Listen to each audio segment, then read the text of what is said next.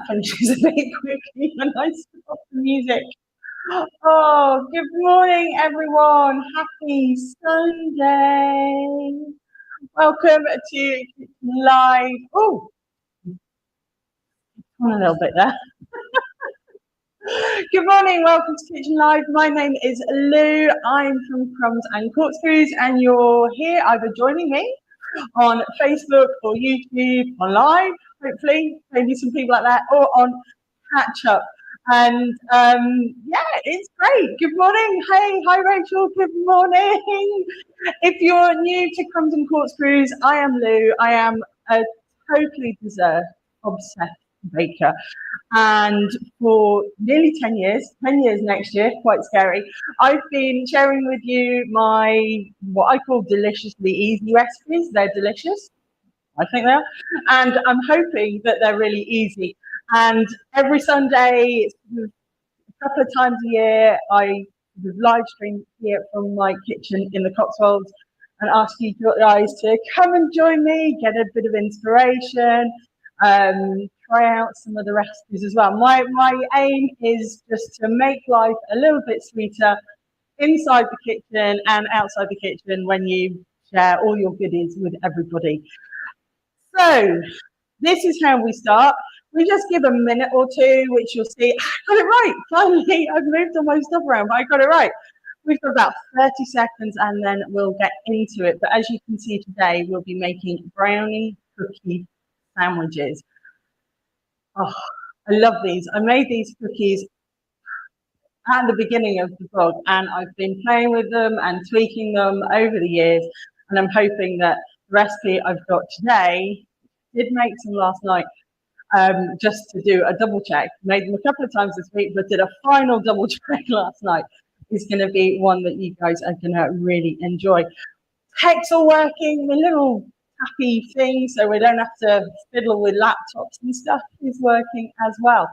So, as it says, let's get in, let's get baking, let's talk about the recipe, talk quickly through the ingredients and get on. This one is actually a really quick recipe to bring together and get in the oven. So, these guys, you got it wrong that time. These guys up here, these are what I made last night, and this is what we're going to be making today. Also got them hiding away in a tin here. I made a half batch, so you can split this one up, but that's my hand in front of it. This is what they look like. They're nice and thick, not too thick, but they smell really chocolatey. And they're not fudgy, like squishy fudgy in the middle like a brownie, but it's the same concept, the same way that we're going to make this recipe as we'll be making them. So it's not like a traditional cookie dough. So it is really easy for beginners. It's a great one to get kids involved as well with them. Pop these out the way. We'll need them later. And because they can mix things up and sort all the ingredients out. And then we're going to stuff them full of various bits and pieces, and we'll talk about what you can do there.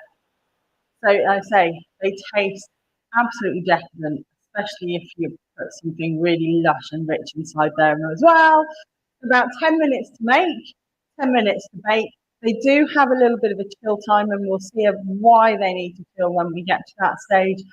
Cons, you do need to make sure that you give them time to cool. Like a brownie, they are really soft when they come out. So they're not the sort of cookie you can grab and go and sit with a cup of tea straight after it's come out of the oven. You do need to give them a little bit of a time to cool, otherwise they're just going to disintegrate. So this is what we're making. And you don't have to make them as a sandwich. You can just make them as brownie cookies, if you want. So ingredients-wise, I didn't write down my measurements. I haven't got them in front of me. So if I squint, I'm looking at my screen. We're going to be using dark chocolate. I'm just using standard Cadbury Swanville, but you can use any dark chocolate that you prefer. And that dark chocolate, a bit like a normal brownie, can give us that deep, decadent flavour, that really dark colour as well. If you are not a fan of dark chocolate, you can use milk chocolate, but remember that has a higher sugar content and a higher fat content.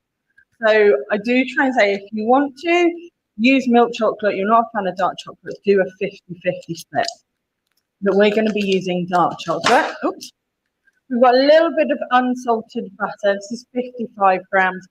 Now we are going to melt this. So this is one of those recipes where if you haven't got your butter out of the fridge and it's still cold, you can use this straight from the fridge because we're going to melt it together. And I've just cubed it. When we add everything together, it's easier for it just to melt a little bit quicker. So we've got that. We're going to be using plain flour, not a lot. This is just 40 grams of plain flour, and this is going to bind everything together. We're not using self-raising flour in here. We are going to add a little bit of baking powder, but we're not using self-raising flour because that will cause our cookies to puff up far too much. And we don't want that because then if they puff up and they deflate, they'll become quite sort of chewy.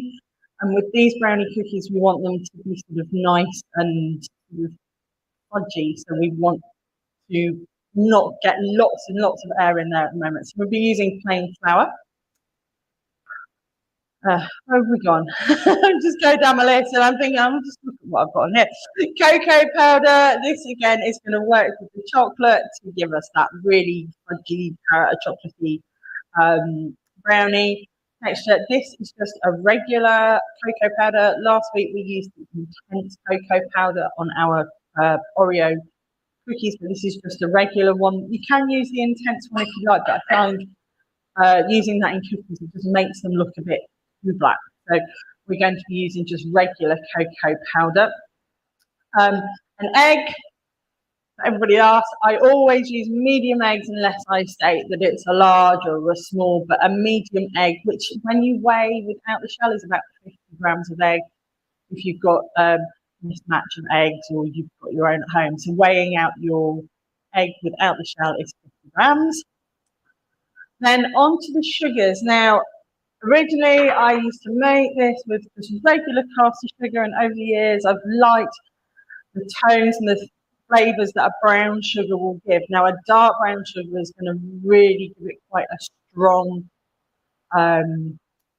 caramel, slightly treacly flavor. So when I use a brown sugar for these to keep that nice flavor and get that chocolatey browniness through, I do light soft brown sugar. You could use a light muscovado. This is a light soft brown sugar, just a regular one. We're going to be using majority of this, so it's 75 grams of that, and we're going to be adding in the white caster sugar as well. And that just helps get that nice crinkle on the top of your brownies. And that's sort of, they will do that with the baking and puffing up and everything, but the white sugar, the way the white sugar is, that will give you that nice crinkle top. So if you're looking for that on your brownies, the white sugar. But we're going to use a mix of the two. And then, as always, I've got my little bit of vanilla extract. That's my own homemade one. You can use any vanilla extract. A little bit of baking powder. This is a quarter of a teaspoon, just to give it some rise. Like I say, we don't want it to puff up massively. We want a little bit of a rise there to give us the nice light texture to our cookies. So we're using a quarter of a teaspoon from that. And then we're going to be throwing in some chocolate chips. These are just, throwing them on the floor. Just little chocolate chips, any ones you can get. Again, you could use milk chocolate, white chocolate ones there. I'm using a dark chocolate. And that.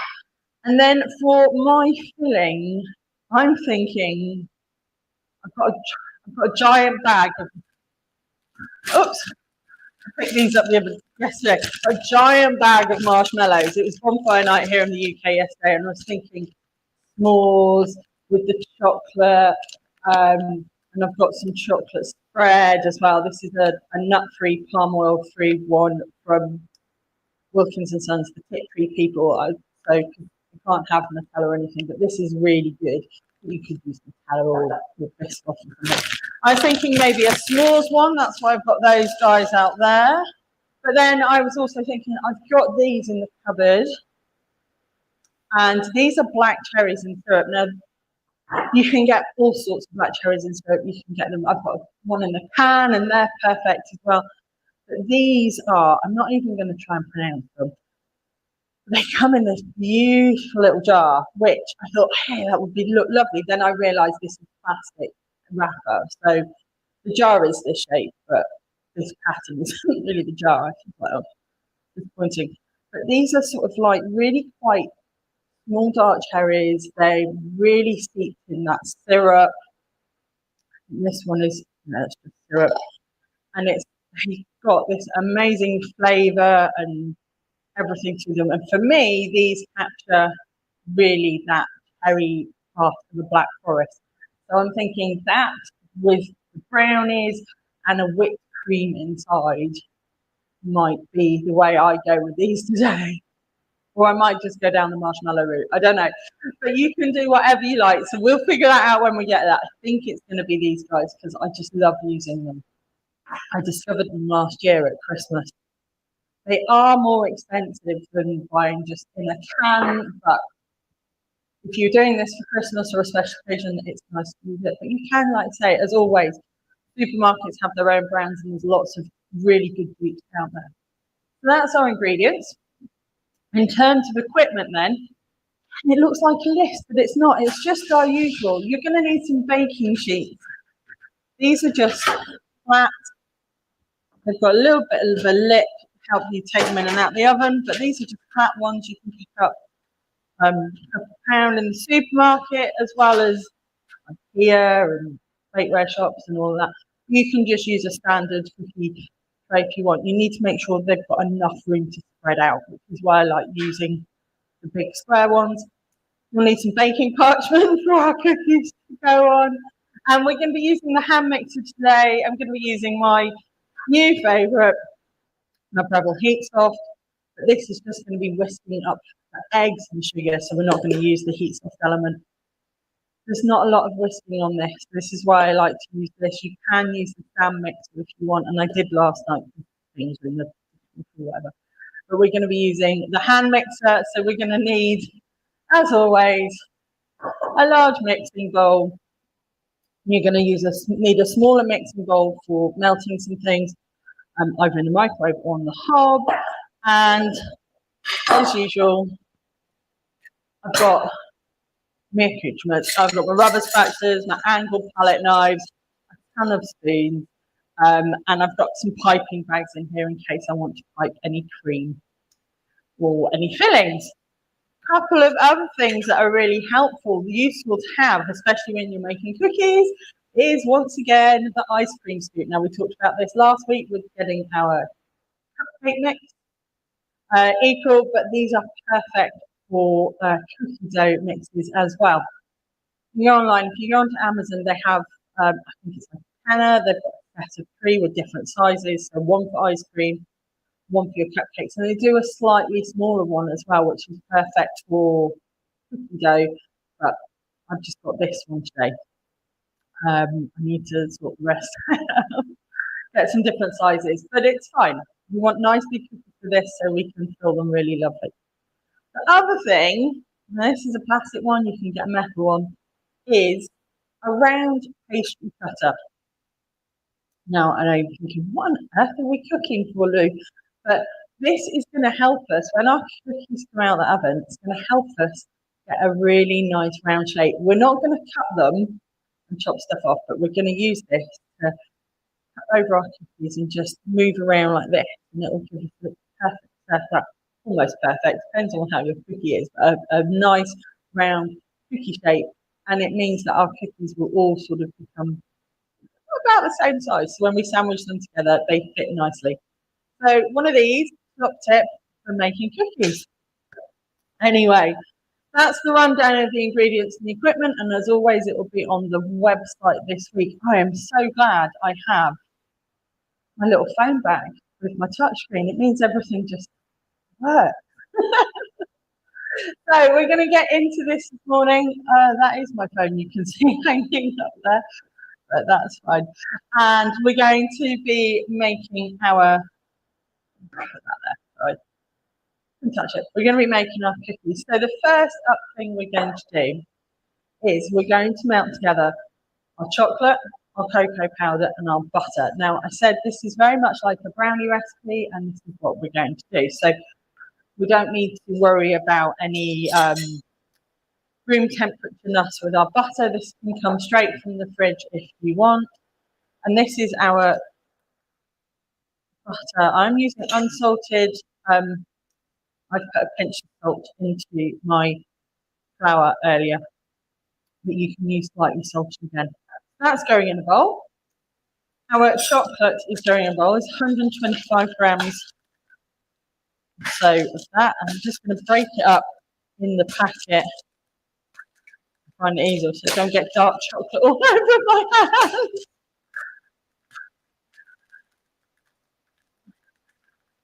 There we go.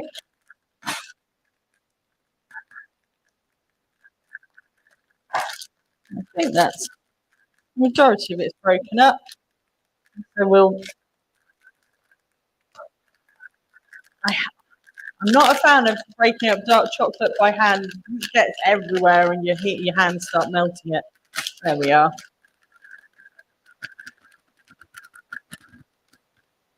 So that's in our bowl, and then we're going to add our cocoa powder in just on the top there. You don't need to stir it or anything like that. All we're now going to do is I'm going to pop this on the hob, and I'm going to melt it over bain-marie, like a double boiler, rather than doing it in the microwave, just so I've got control of it. So in my pan, I want about an inch of water. And I'm going to stick this on the top and put it over a low to medium heat. What I want to do is make sure that when that water heats, it's not touching the bottom of my bowl, because it will hatch and make the chocolate split. So this sits quite nicely so I can get to it and stir it, but it's not touching the water.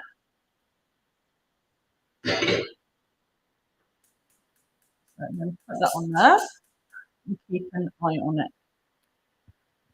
You can do this in the microwave. You'll need to do it in a 30-second blast. Do it 30 seconds, give it a stir, another 30 seconds, give it a stir. The butter will melt quicker than the chocolate, but the heat from the butter will melt the chocolate. So if you are doing it in the microwave, the same as we're doing it here on the hob, it's taking it till it's almost all melted. So you might still have some chunks of chocolate in there, but as you stir it together, which we'll do with that one, the heat from the butter, the residual heat from the bowl will melt everything together. And that helps you taking the chocolate too far and splitting it, hatching it. And when it does that, it becomes quite grainy. You can bring it back. I've had varying degrees of success with that, but you can add little drops of water, but it's not what I would call the greatest. If you've got a lot of chocolate and you've split it, then it's quite expensive, so it might be worth giving it a try. But this, we're only using a little bit of chocolate. If you are melting a lot of chocolate, I do recommend melting it in batches and then almost using the residual heat from one of those batches to melt another of it. So if I've got like 300 grams, I just do it in 100-gram increments. That's the word, maybe. Anyway, whilst that is doing its thing, and we'll catch up with that in a moment. Let's get rid of some washing up. We're going to whisk our egg and sugar together. Plug in. So,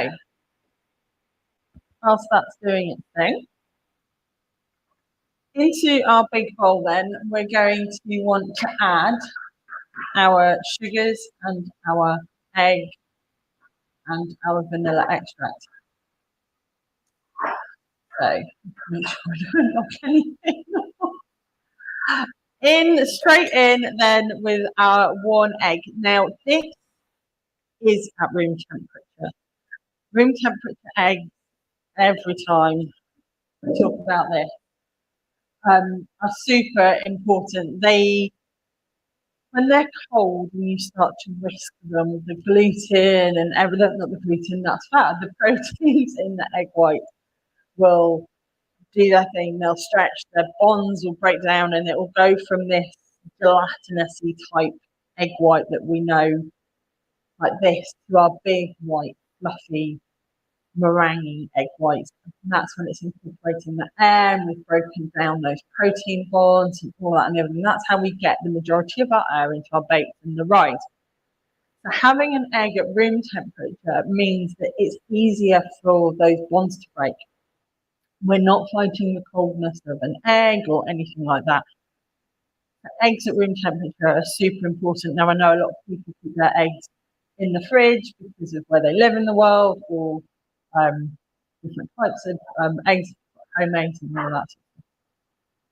Just make sure they're out of the oven beforehand, and out of the fridge beforehand. The oven is on my brain. If you are I haven't got my eggs out, what you can do is get a mug or a small bowl of warm tap water, not hot, not from the kettle. So if you run the sink or something, use a little bit of that warm water, put that in there, put the egg in there, and it will just leave it there for 10 minutes, and it will bring that egg up to room temperature for you. That's a little bit of a hack, but you're not shocking the egg too much, so it will be fine. It's got the protection of the shell. Anyway, we've got our egg in here. We're then going to add in our sugar. So this is our 25 grams of just regular caster sugar. I'm going to check on that in a minute. And this is our 75 grams of soft brown sugar. Now, brown sugar, when it sits in a jar or the packet, can clump, and we don't want clumps because we're whisking it up. When I got this out earlier, I did go through and just check it, but just give it a thing before you add it in.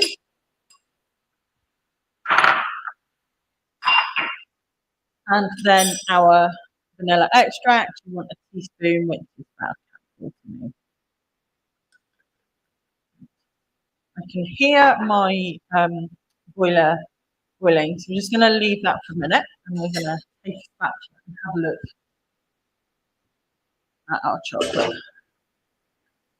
If you are doing this with kids, doing this bit in the microwave is always a better idea than on the hob. Even now, I feel a bit nervous when I do it on the hob. But that's starting to melt. We'll pop that there.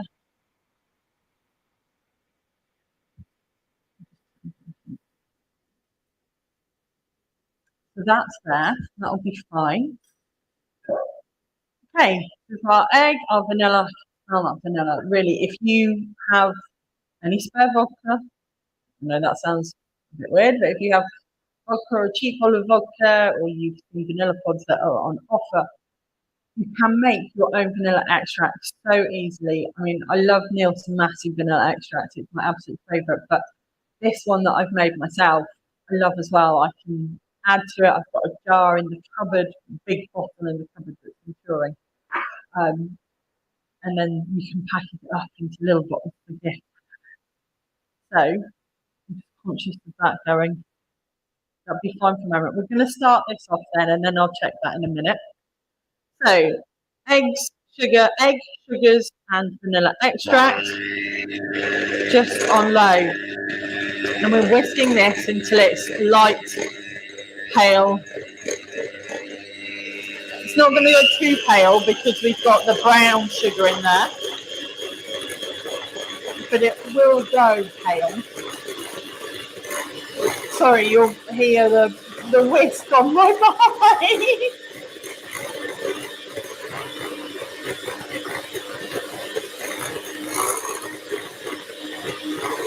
But as you can see, as it's whisking up, it's sort of the size of it. That air and that protein bond's been broken down in the egg white. And the egg yolk will give us the richness. That's why we leave that in. The richness with the butter, the sugar and the chocolate when it's all together.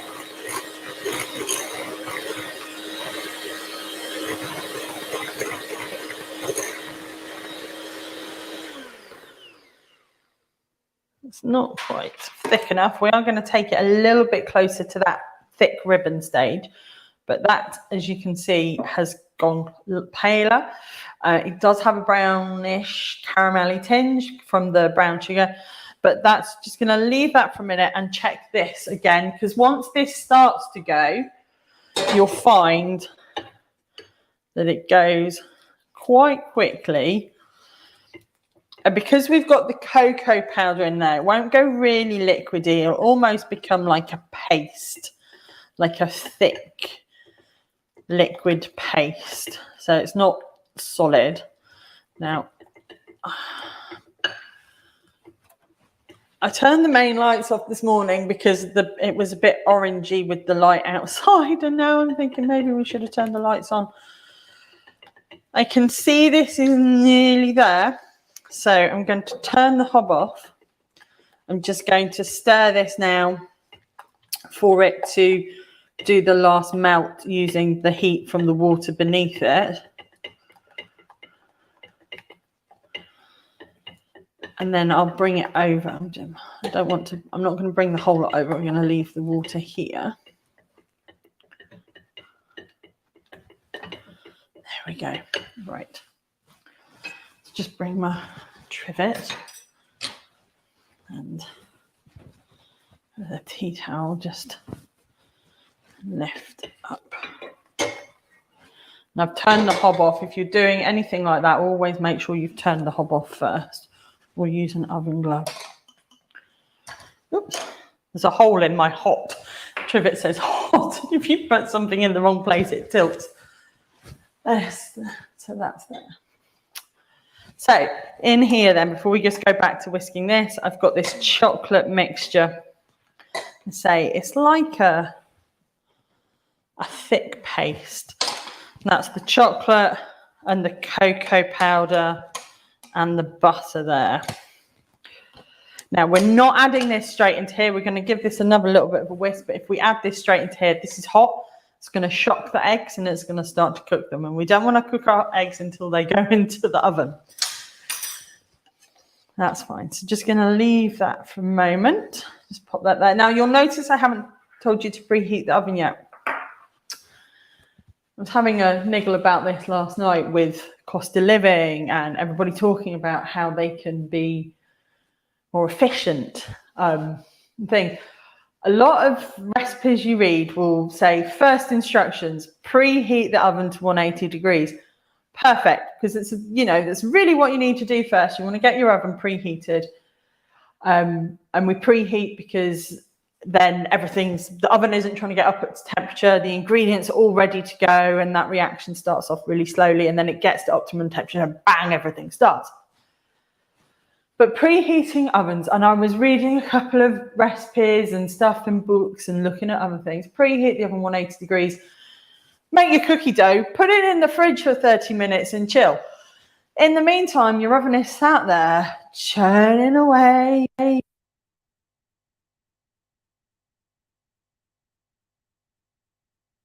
Energy and Canon and its energy saving. You've then put your cookie dough in the fridge to chill for 30 minutes, but your oven sat there doing nothing. Now, if you're doing dinner or anything else and you can use your oven, perfect. But what I recommend is taking a look at the recipe, reading through, see if you've got any chill time in there. And then most ovens now will take about 10-15 minutes, if that, to come up to temperature. If it says chill for 30 minutes and you've set your timer, or it's 1 o'clock, I'm going to go and check on them and do all that at 1:30, come just before you start getting everything sorted, come put your oven on, then preheat your oven, and then deal with your cookie dough. Otherwise, it will you're wasting electricity. It was a real bugbear. I tell you why it got me as a real bugbear, because I popped into a store on Friday, and when I pulled up, the guy was sat there on his phone with his engine running, and it was a lovely day. It wasn't cold or raining or anything like that. The sun was out. He sat there with his engine running. I went in the store for 20 minutes and he came back and his engine was still running. Cost of fuel, cost of living. Maybe he had a reason. But I was just thinking, if there's ways we can conserve our energy and cut down on costs and things, that's like if you're baking a lot, that's one of the key things. If you're not turning your oven on for anything else, don't preheat it until you need to. Anyway, that's my rant over. I'm just going to go back in whilst that's nearly there and just give us a final whisk.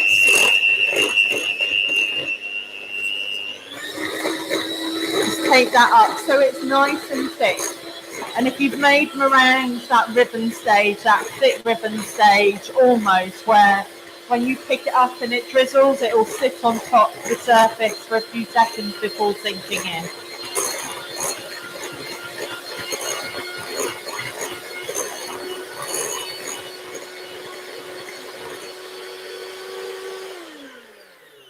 There we go.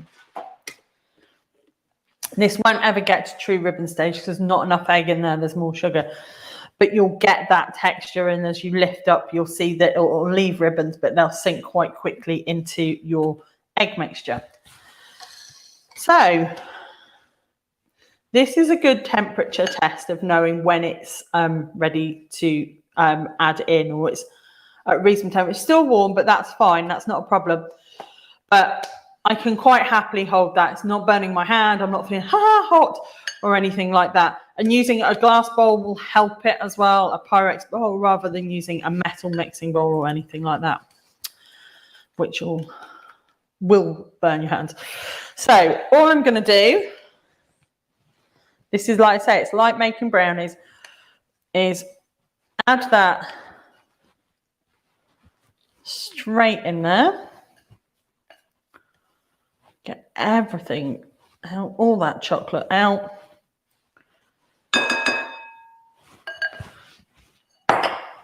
And then I'm just going to whisk those two together.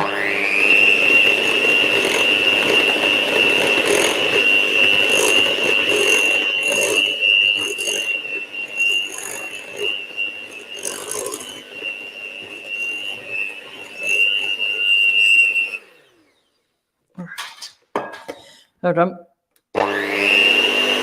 Get everything off. This will be the bit that Ian's waiting for, the beaters. Oops. I'm not trying to fall over, Louise, is a good thing.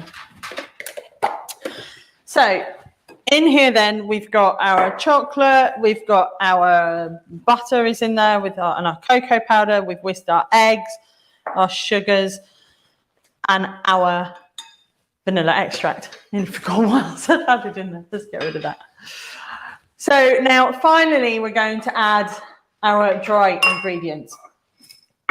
So here, this is my plain flour. There's not a lot, 40 grams for this recipe, with a pinch of fine sea salt, because I've used unsalted butter, but you can use slightly salted butter as well. And this in here is our raising agent. We only want a little bit. So this is 1/4 teaspoon of baking powder. You can sieve these all together if you want to, but I sieved my flour earlier. Just adding that to there before I give it a quick mix in.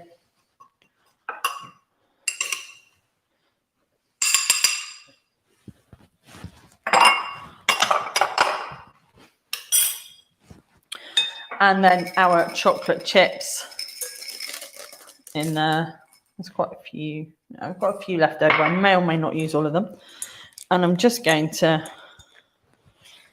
fold it all together.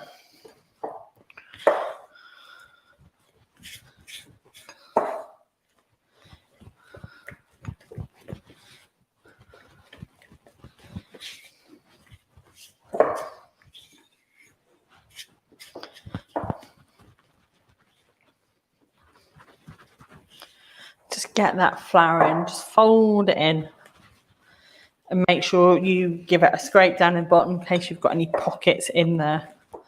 And that's it. That's your cookie dough made. Now, as you can see, it's quite, because it's on a blue jumper shirt. As you can see, it's got a bit of a drop on it. It's not too bad, but it's still quite loose for cookie dough. And if we put this into our oven now, it will bake. That's not a problem, but it will just spread too much. I mean, I've just put this in here and I can see it's got its mind of its own and it's spreading out and flattening out in the bowl.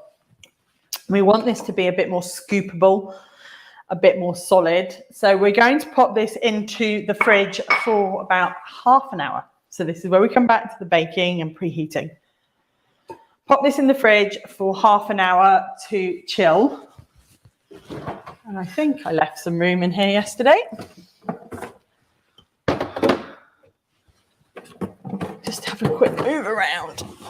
There we go.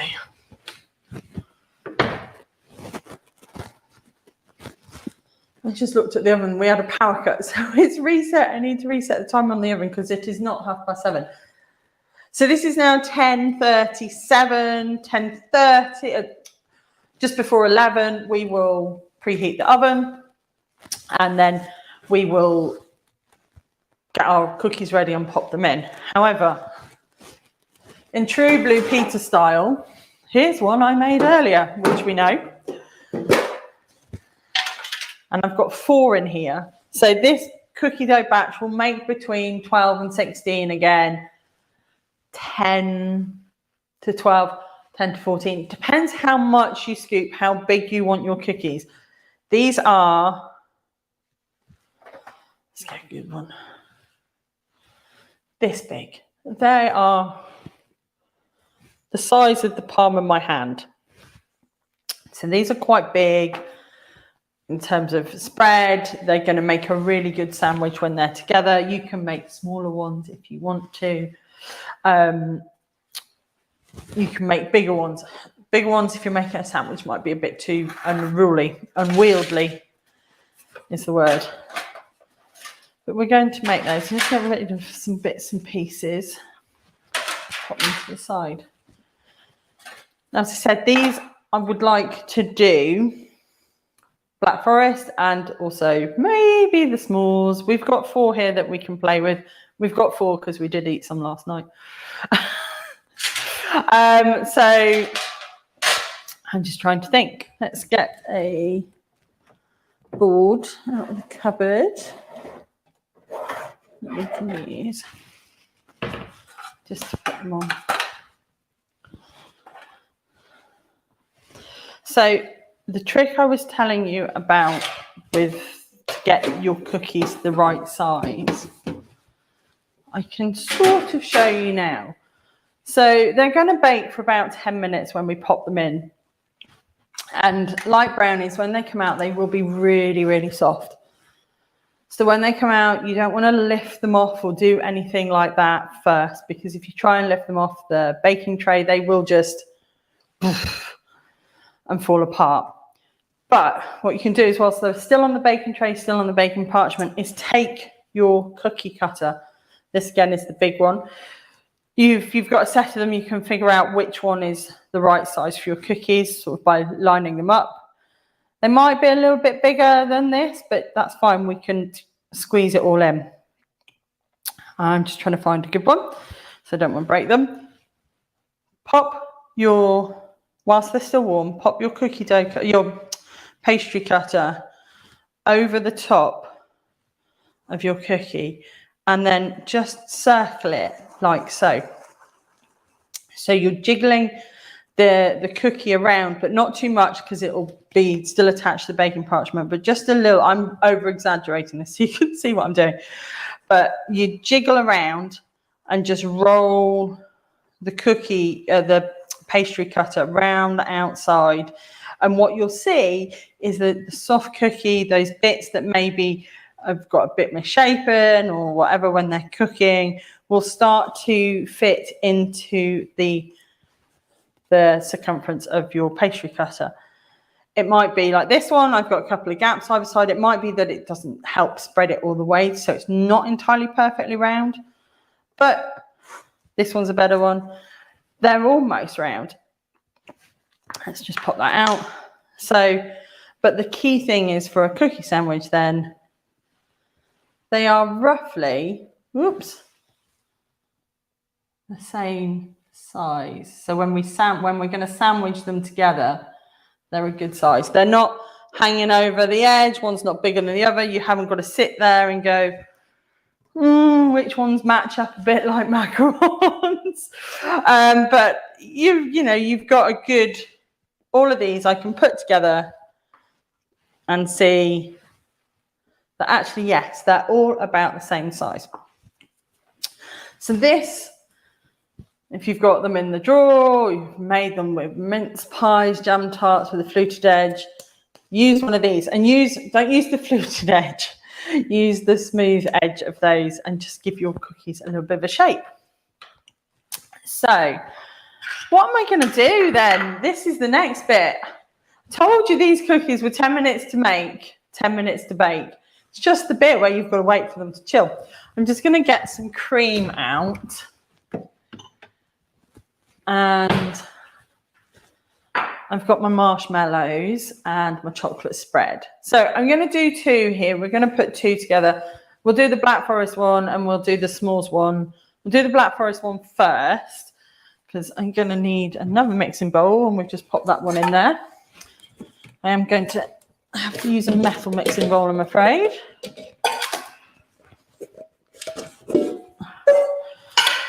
Because all my glass ones are in use.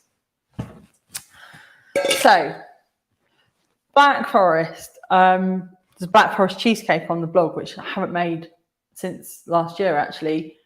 And we made that for like Christmas. Oh, it's good. It's got really dark chocolate biscuit base. It's got the chocolate cheesecake. And then we've got these black cherries on the top and the cream and the chocolate shavings and all of that. If you like a good classic Black Forest like me, it's perfect. I love that combination of the chocolate, the rich chocolate with those tart cherries and the cream. And it's cherry season at the moment as well.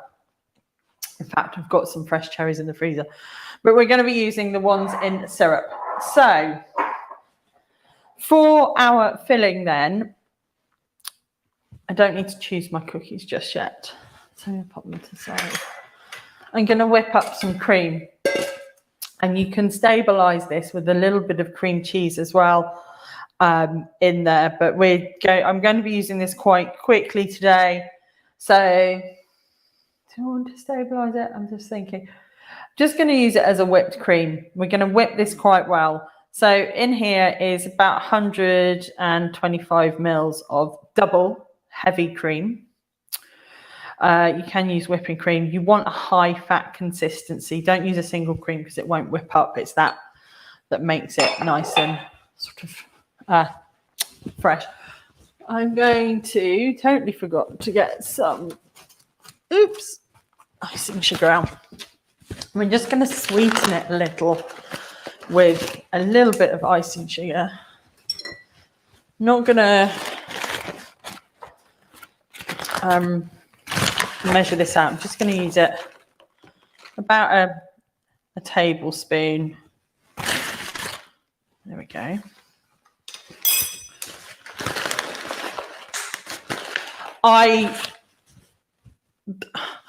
If anyone's on TikTok or anything where you see people filling their containers of like restocking videos or whatever they call them, I admire anybody that does it with the icing sugar. This stuff makes a mess. I just leave it in its original bag and put a clip it on the top. Let's put that back in there. So I've got some icing sugar in my cream. I could pop a little bit of vanilla extract in, not a full teaspoon, so just maybe half a cup.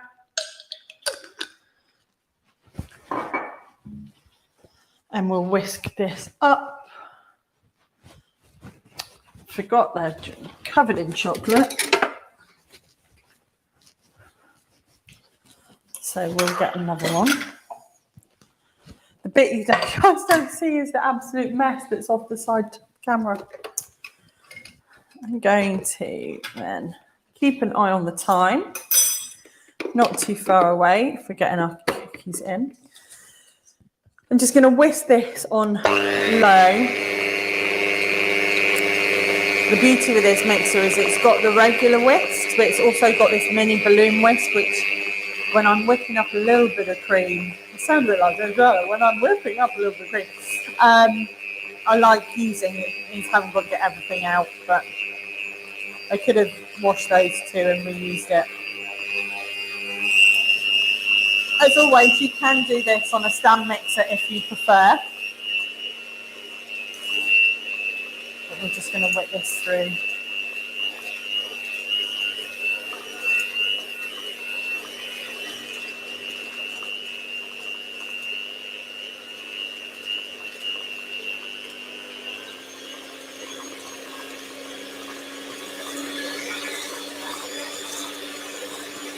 Black Friday is coming up, so if you've got any gadgets or kitchen things that you're after, keep an eye on them. Things like stand mixers as well, they do tend to have really good offers on.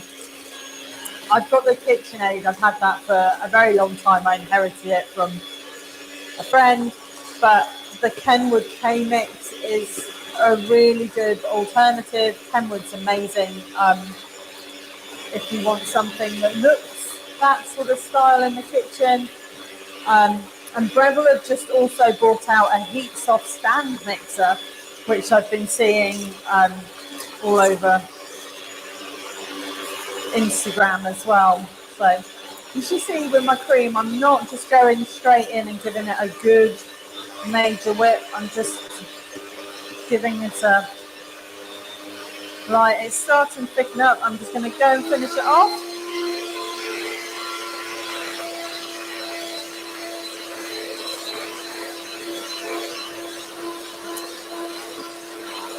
It's probably taking a little bit longer because I took my cream straight from the fridge, but that's the best place to keep cream. Sorry if you can hear this on the mic.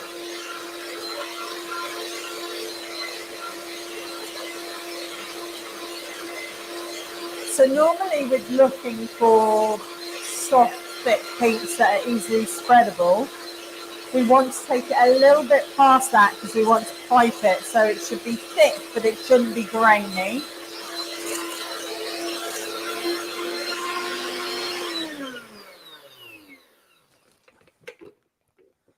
And that's where we're at. So it's thick, but it's not grainy. Oh, look. Ooh. I can turn it upside down as well.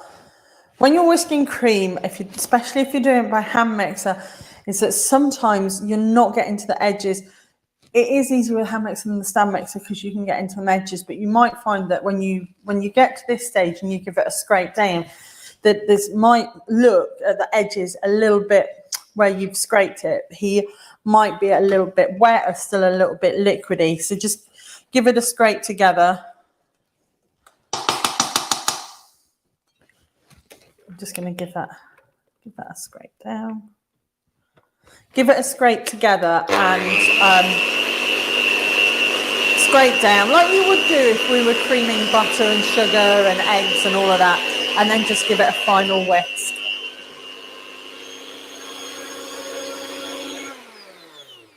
There we go. Perfect. I'm just looking for some bits and pieces.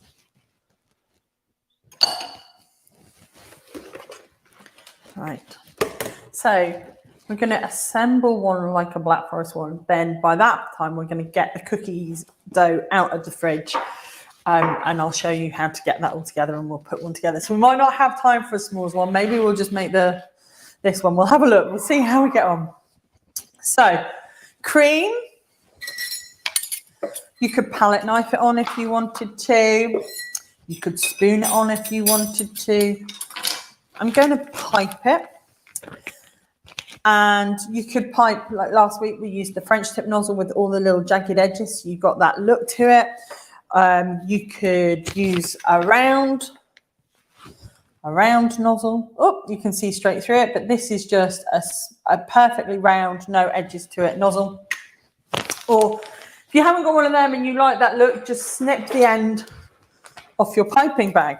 So a bit like we did with the cupcakes last week, pop your bag in something that's going to help you stabilize it whilst you're filling it. A pint glass is great if you're doing it with the kids, a plastic tumbler or something like that. Scissors for chopping off the end. And I'm going to, in we go.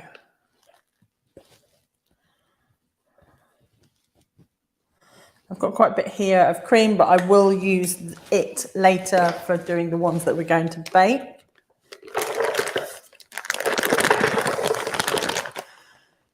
Oops. That bit there. It's lovely and sweet. Just that little bit of icing sugar. I showed you this last week. I've put it away. But if you haven't chopped the end off, or if you've got a nozzle, be careful. But you can squeeze this down with your hands and it will go down. But this is like a bread dough scraper or something similar. Imagine like when you use a credit card to clean your windscreen. We're just going to give it a not too much of a push, but we're just going to give it a little push down into other part of the bag. I'm going to snip the end off. So I've got about a 1 centimetre opening on the end. Get rid of that. And then I'm going to squeeze it down a little bit more. Not too much because it will come out the end. But what I've found with doing that then is that the top of my bag, it's got some residue, but I've not got chunks and chunks of buttercream or cream that I'm wasting at the top. So I'm going to pick my 2 cookies. I think I'm going to go with this one. And I mean, they're all, because I did my trick with the thing, they're all about the same size, but I'm thinking these 2. So pick my cookies, my 2 cookies. Put those to the side for the moment. And I only want to put cream on one. Now, what you could also do if you wanted to go for the extra chocolate, I'm not going to do it on this one, but you could put some chocolate spread on there, spread it over like some Nutella or Biscoff. If you're doing a different, like a Biscoff flavoured one, you could do a Biscoff buttercream, Biscoff spread, Biscoff crumbs. Oh, you could put some chocolate spread. If you've got any chocolate, melted chocolate or chocolate ganache left over, that's perfect as well. This is left over from the peppermint Swiss roll that I'm putting up for Christmas, but you can reuse that. Just put some on the side, spread it over the top. But we're just going to go in and squeeze our cream, assemble this, and then we'll turn the oven on and do our things. Good morning, Amita, and happy birthday to our lovely little Nikita. Happy birthday, sweetheart. Sorry. It's her 4th birthday today, bless her. I hope you're having a fabulous day, Nikki, and enjoying your day with Mummy and Daddy. Let's pipe some cream for your birthday, Nikki. Let's pipe some cream. So a bit like we did last week with the cupcakes, twist the top over so you're almost locking it in, and place that between your thumb and your fingers so it sits neatly in the palm of your hands, and this gives our position for putting our pressure on. I want to fill my center with some black cherries, and I'm not going to go all the way into the center. I'm going to therefore start at the edge. Like I did with the cupcake last week, it's about 1 centimetre off the top. I'm not going to leave too big a gap because I don't want to have too much wet filling in there. But as you can see, I've left sort of a smallish gap. I'm going to pop this in my glass to stand up, and now I'm going to pop that into the fridge because I want to use this for the others later, which isn't going to have time. So that's whipped and it's fresh cream. So that's going in the fridge.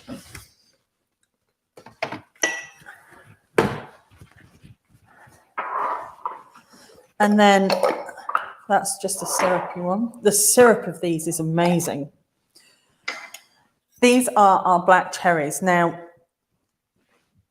I say you can use them, the ones in a tin, but these are amazing. I can't. It will drip. So, but there's like 4 on there with the syrup, and I'm just gonna put those in the middle. And I've got some syrup in this one left over from the previous jar. So I'm just going to add that in there. I love these. It's just the smell of them is amazing. I could put some more chocolate on, but I've got my chocolate from my brownies. So all I'm going to do then is lay that on top and just push down. If anyone's had a whoopie pie, it's a bit like that. But this is our brownie sandwich. Now, because this has got fresh cream in, I would serve this straight away. So if you were doing it for a dessert, I would get everything out and assemble it, or you could do it like if it's a party or something, you could put them on the table and get people to put their fillings in and do all different bits and pieces like that. I'm going to leave that and we're going to cut it shortly, but I'm just going to move all of this away, all of my mess, and we'll get our cookie dough in the oven. It is genuinely a mess over there. It is such a good job. You can't see what's going on. So our cookie dough has been in the fridge. It's chilled for a good half an hour. Why is that 30 minutes gone? So we're going to preheat our oven. And you can't see me on that side. I'm preheating this one to 180 degrees C, which is about 350 Fahrenheit. And there we go. We're then going to line our baking trays with some baking parchment. Now you can use the silicone baking mats if you've got some, or you can use baking parchment. It is entirely up to you. So because we want to make sure we've got plenty of room for our cookies to spread as they bake, as you've seen, they get quite large, about the size of the palm of my hand. We're only going to be putting maybe 3 or 4 on a tray. Depending on the size, you might get 5 or 6. So I'm going to do 2. And I'm just going to line that up there. There's one. Not doing anything special. Literally just my tummy rumbling. Apologies. Is that anybody heard that? 2. There we go. I've lined my baking trays. So let's grab our cookie dough.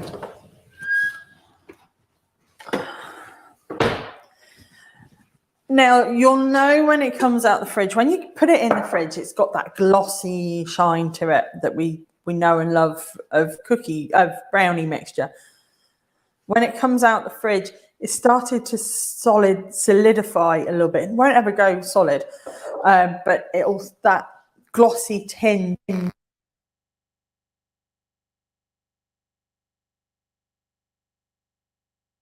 There we are. I really wish they'd do something about that. I just need to touch the camera. This will still give you that lovely brownie texture. Don't be afraid because it's dulled down. But this is it. So what we're going to do is we're going to use our scoop. This is quite a big scoop, so I'm not going to use all of it. I'm not going to scoop all of it. But we'll do it like that. And I say you will feel it's quite solid when you scoop it out, but there's one. Oops. Just going to move that. There. Oh, Louise, come on. And you can weigh these out if you want to. The beauty is that if you're using the cookie scoop, it's not the ice cream scoop, it's not too bad. And you can eyeball it. So I'm making quite big ones here. a bit like the ones like we've already got, the size of my palm.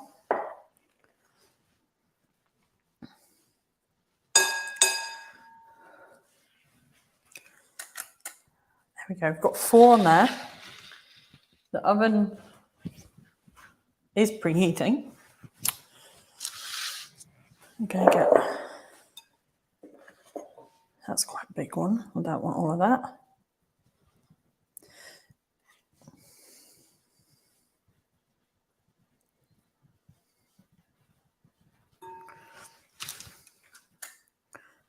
I've gone very quiet, I'm sorry. Concentrating. I'm just using the spoon to scoop off the bits that are all on the outside of the ice cream scoop there.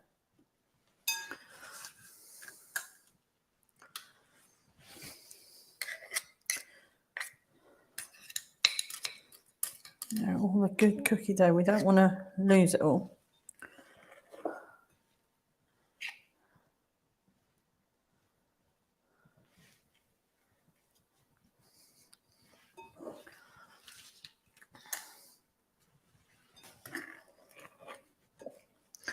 Now I've got 8 out of here.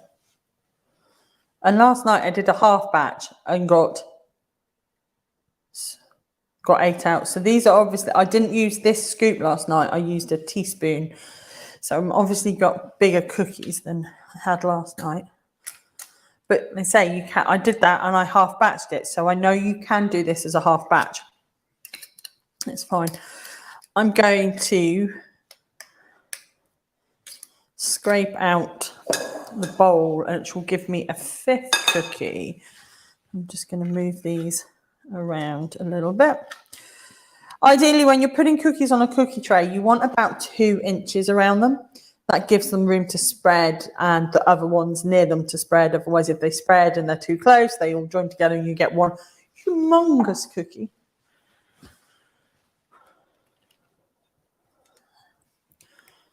I'm going to just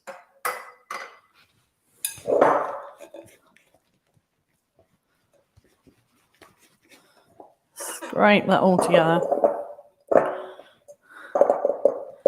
And a bit on the bottom there. Come on. I'm not leaving any dough behind.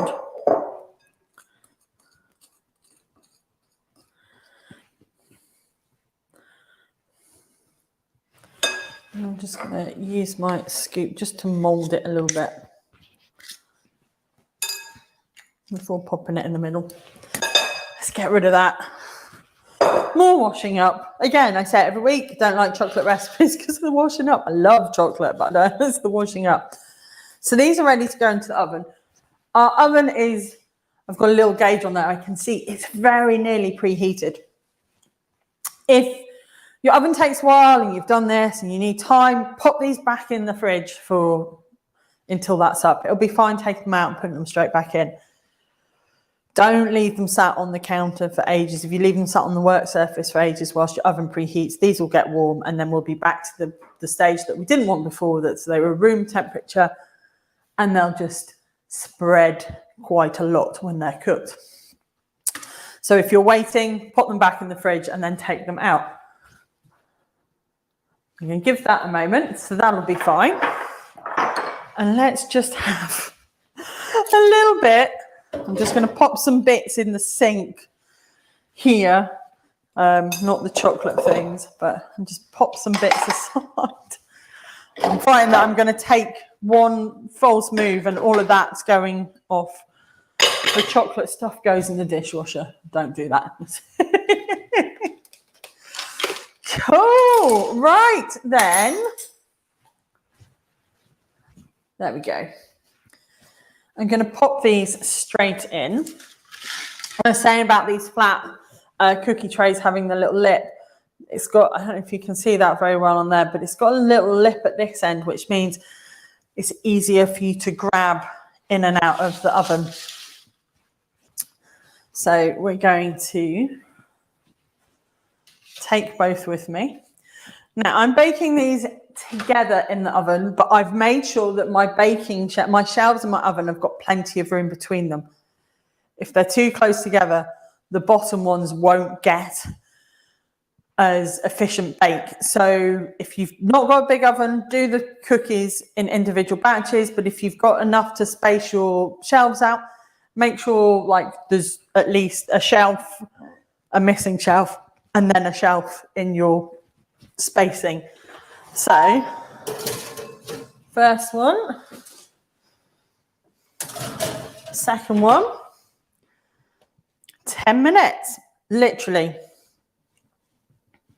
10 minutes is all these need. Remember, I said when they come out, they're really quite soft. So we're going to bake those. I'm thinking, do we do this? Let's get this last one. Our Black Forest one sat there quite nicely. I'm going to do my s'mores one with this one. Now, you could use a little bit of marshmallow fluff. We used this last week.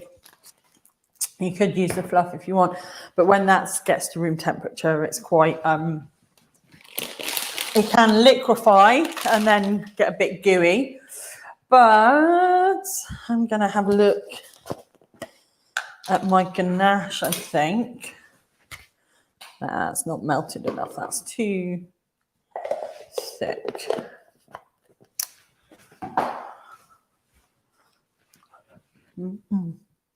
And chocolate ganache is amazing though.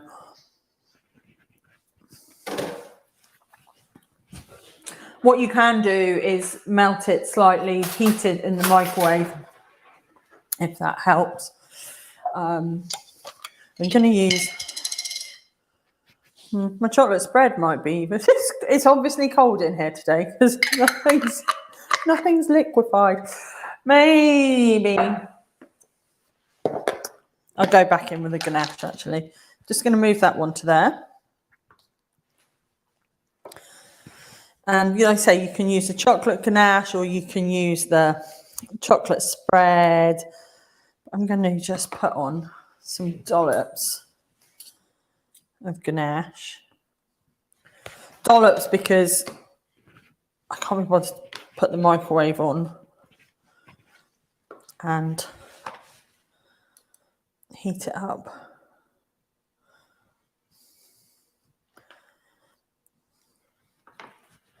And this was the better of the two with the chocolate spread. Oops. So I've just put some chocolate ganache on there. I'm not going to pull it. I'm just going to press it down because if I pull it, the cookies are so soft. It will just, they'll break apart and we don't want that. So I've added more chocolate on top of our chocolate. And I'm conscious that by the time we get those out, we'll be So these are these epic, giant, crazy size marshmallows, barbecue ones. You could do it with little ones if you wanted. You could make your own marshmallow spread. But we're going to get these. And I'm literally just going to cut this in half. These are scissors I use for the kitchen. They will get washed up now. I'm going to place. This is the neat one. The Black Forest is the neat one. This is the messy one. My two marshmallows. Now you could put this under the grill if you wanted to, but you don't necessarily want to catch the marshmallows. Or you could toast the marshmallows first if you were doing this for a party on a bonfire. Toast your marshmallows, put them between your brownie cookies. I'm going to find out there's no gas in here, but I'm just going to, this is a little blowtorch. Do the sides. This is a bit, if you're doing with kids, you do on the bonfire or the barbecue at a safe distance on a skewer.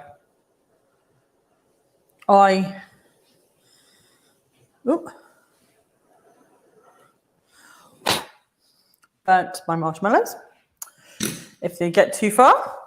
And then I love toasted marshmallow. There's a personal information. There's a deodorant company called Wild. If anybody's seen them, they're refillables. They're great. And their autumn flavour is toasted marshmallow. And it's, it makes me want to eat it. So toasted marshmallows, they'll be soft, but they won't be too squishy. So I'm literally, and it's melted my chocolate a little bit, but I'm just going to push that one out there. And that's all going. So that's my marshmallow s'mores version. And this is my black forest version. They do. Rachel, I've just toasted up marshmallow and it smells amazing. I desperately need to eat it. I'm going to cut them in half for you. And let's see how long we've got. 5 minutes on the cookies.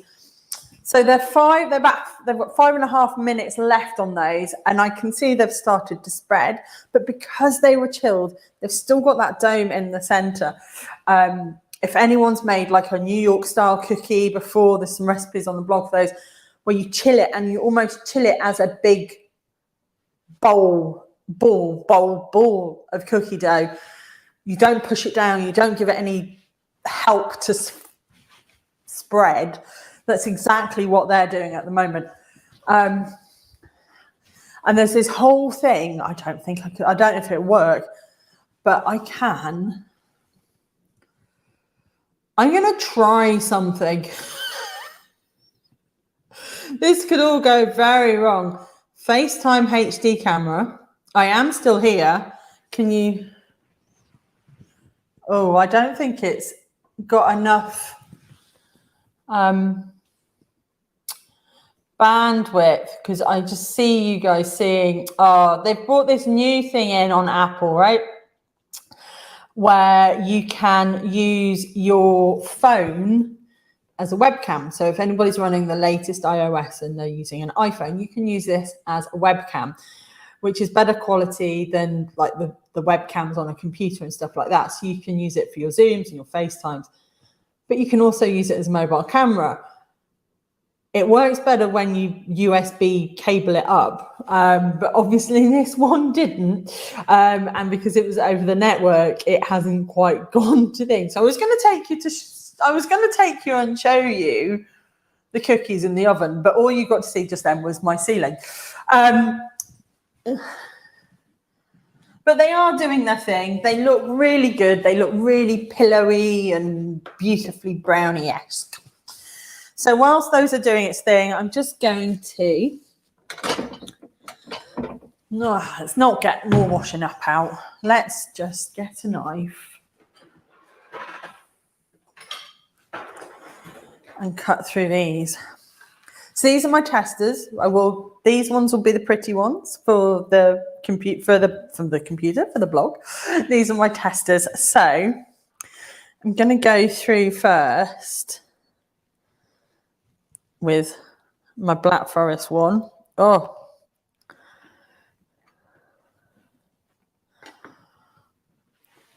that's the middle of that. So we've got the cream, we've got the cherries in the middle there, and we've got the brownie. Oh God, the cream, the brownie, everything. And it's dribbling that juice out onto my fingers. I'm going to just take half a bite.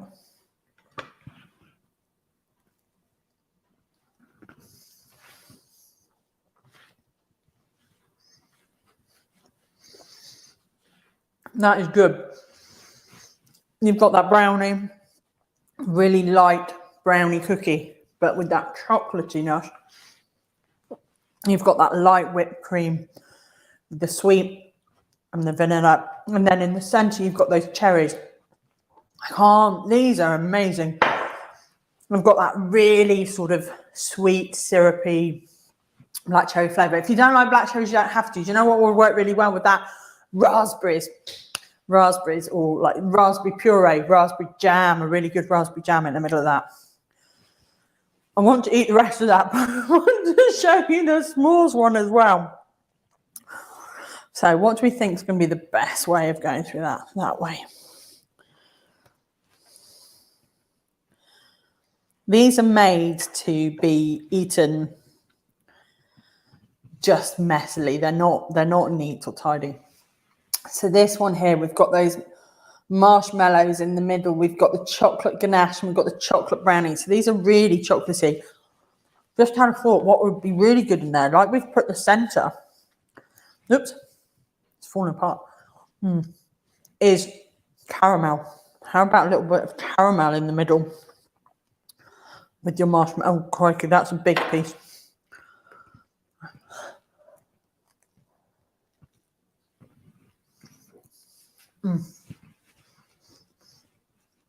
That's me for the rest of the day. Don't need to eat anything else. I've got the brownie, the cookie, and all that chocolate ganache. You can use a chocolate spread, a Nutella, or anything like that. And then I've got that sweet toasted marshmallow. Sorry guys, you just watch me eat and delve into them on camera. They are amazing. I'm going to be finishing those now for the rest of the day. I'm just going to put them over there because I'm not sharing them with Ian whatsoever. Right, these guys have got 2 seconds. There we go. I'm going to get them out. I'm going to bring one over to you and show you the trick and leave the other, to cool on the side.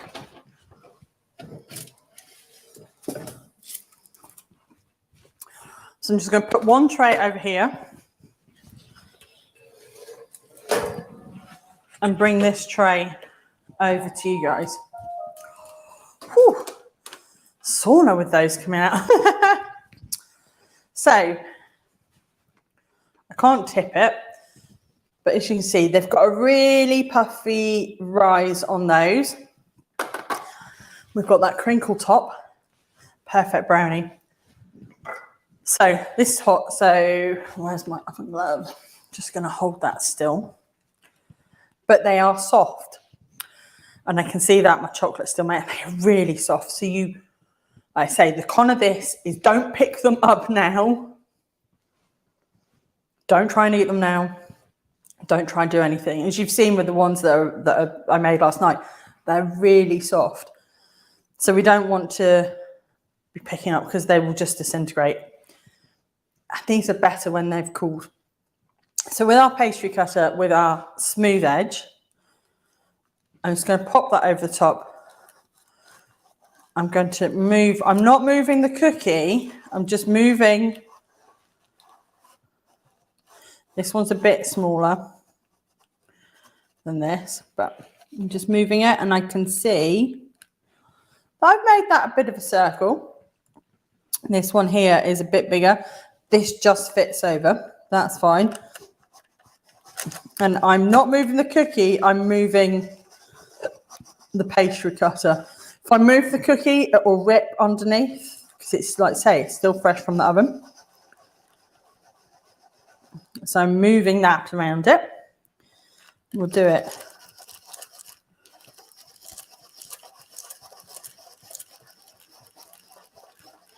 On these. Just smooths those edges off a little bit, and then I'll do it on this one. This is a bit smaller. So these two here, I'm thinking, so I'm looking at this and thinking those two will go well together as a sandwich. So that's that tray. Let's just pop that to one side.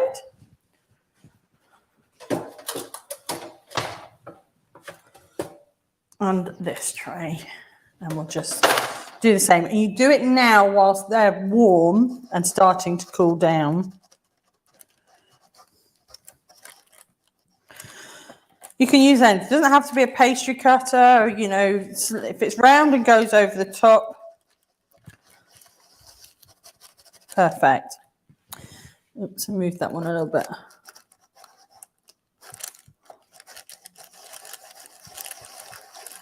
You can do this with all sorts of cookies as well, like just normal cookies. But it depends. If you like the spread and you like the uneven thing, then that's great. But for when you're doing cookie sandwiches and you want them all about the same size, this is perfect.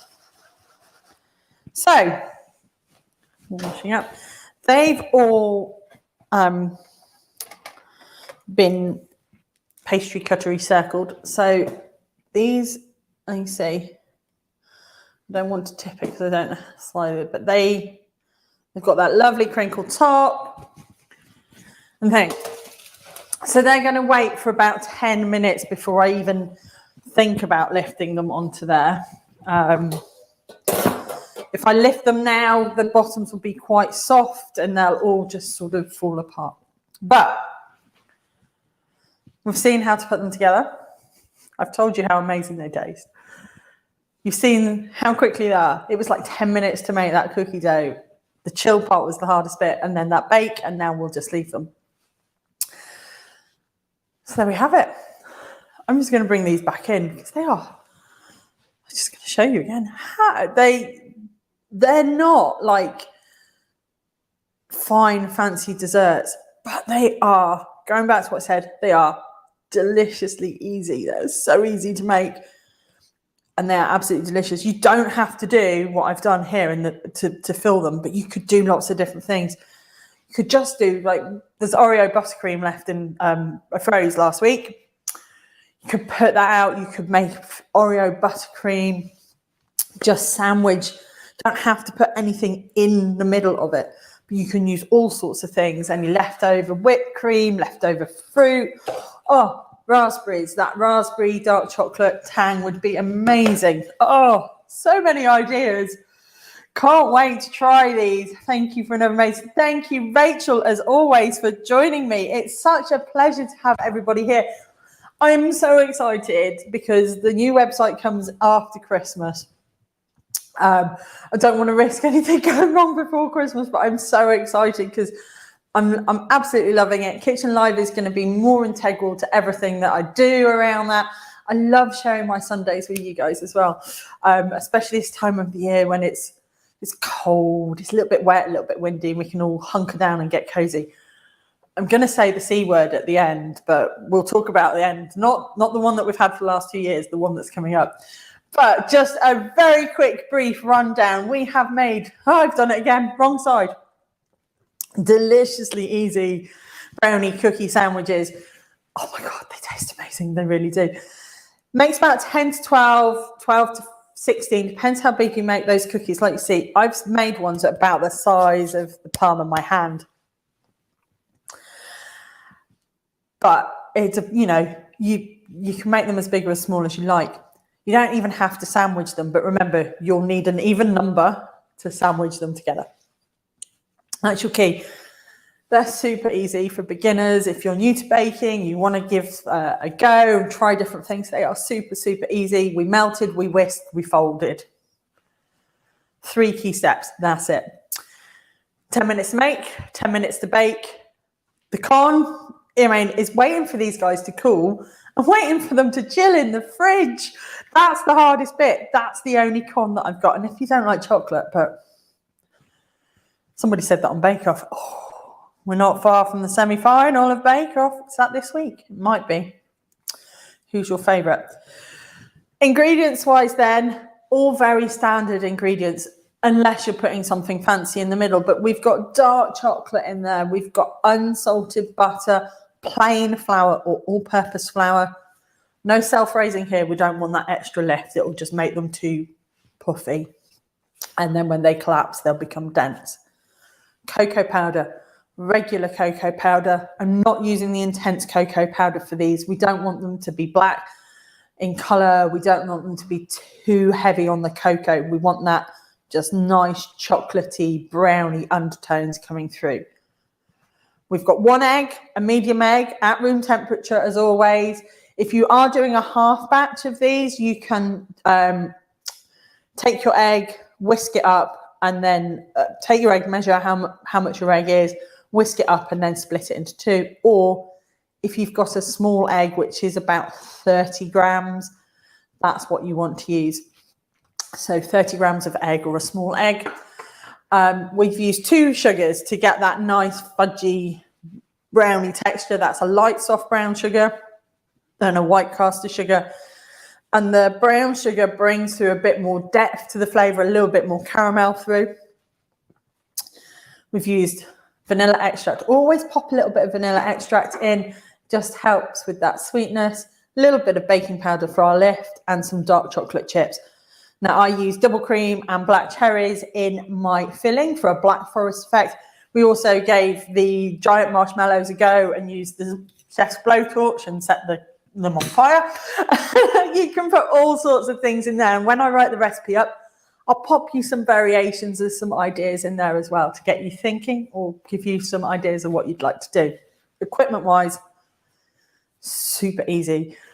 No fancy equipment, baking sheets, baking parchment, hand mixer with this. You can get a stand mixer out if you want to, but we just whisked a little bit.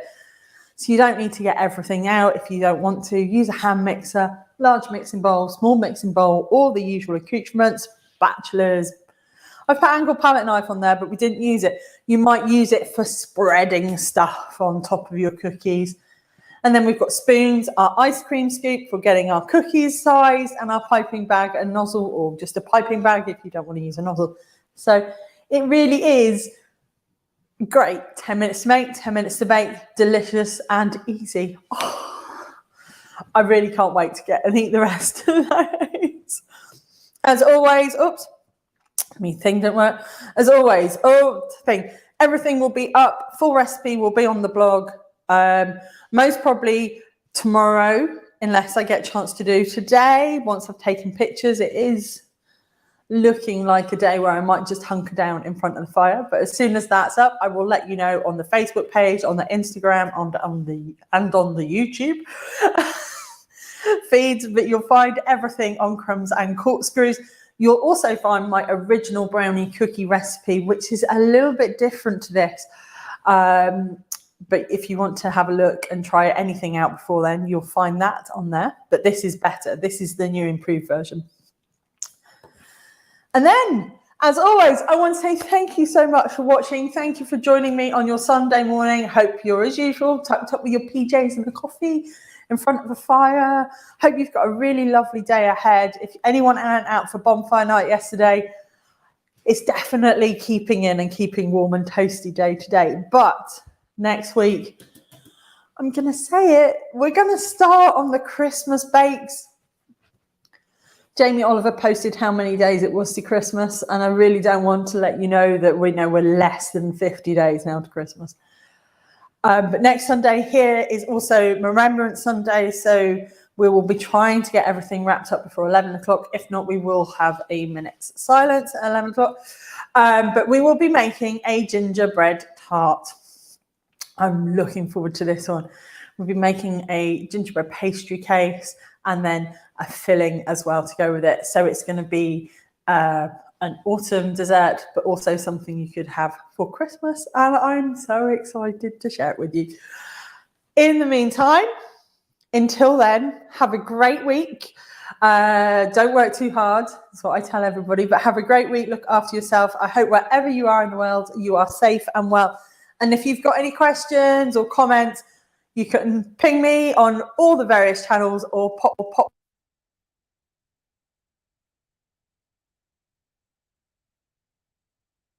The camera never lies is the end of this morning's Kitchen Live. Thanks very much for watching. Take care, and I will see you next week. Bye for now.